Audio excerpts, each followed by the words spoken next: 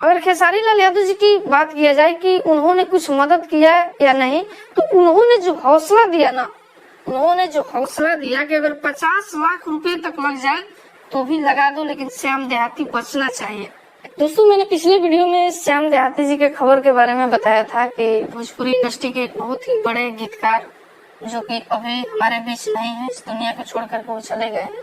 और उनके जाने का कारण भी मैंने बताया था कि वो कोरोना पॉजिटिव थे और इसी वजह से उनका निधन हुआ।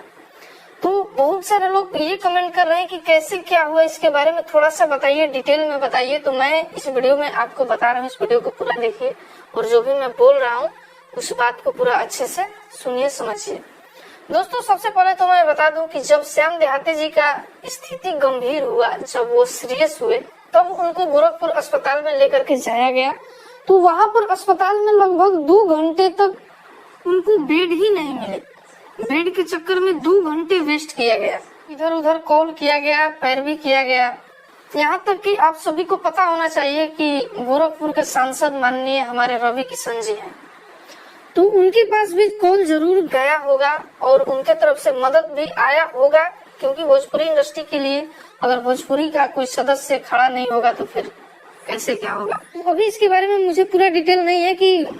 मतलब रवि किशन जी से संपर्क किया गया है तो उनके तरफ से मदद आया है या फिर नहीं आया है, लेकिन हाँ, मुझे जो पता है मैं वो बता रहा हूँ कि जब खेसारी लाल यादव जी को पता चला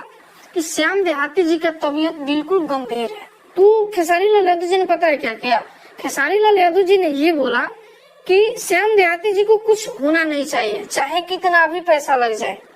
ठीक है, जितना लाख लगे उतना लगाइए, लेकिन कुछ भी नहीं होना चाहिए। और खेसारी लाल यादव जी ने, जो यूपी के मुख्यमंत्री हैं आदित्यनाथ योगी, उनके पीए से संपर्क कराया और उन्होंने बेड का व्यवस्था कराया गोरखपुर में,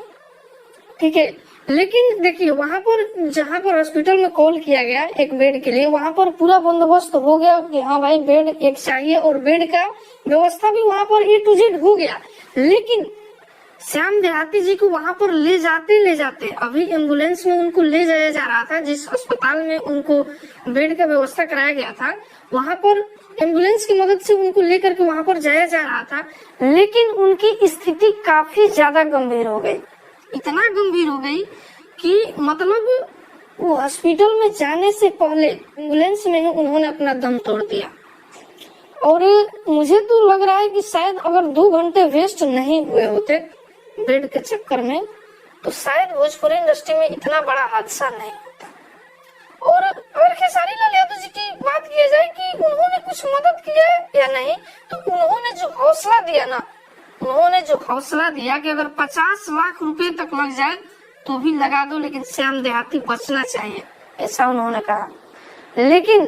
पैसा ही मायने नहीं रखता है, समय सबसे बड़ा होता है, और समय वेस्ट होने की वजह से श्याम देहाती जी का निधन हो गया।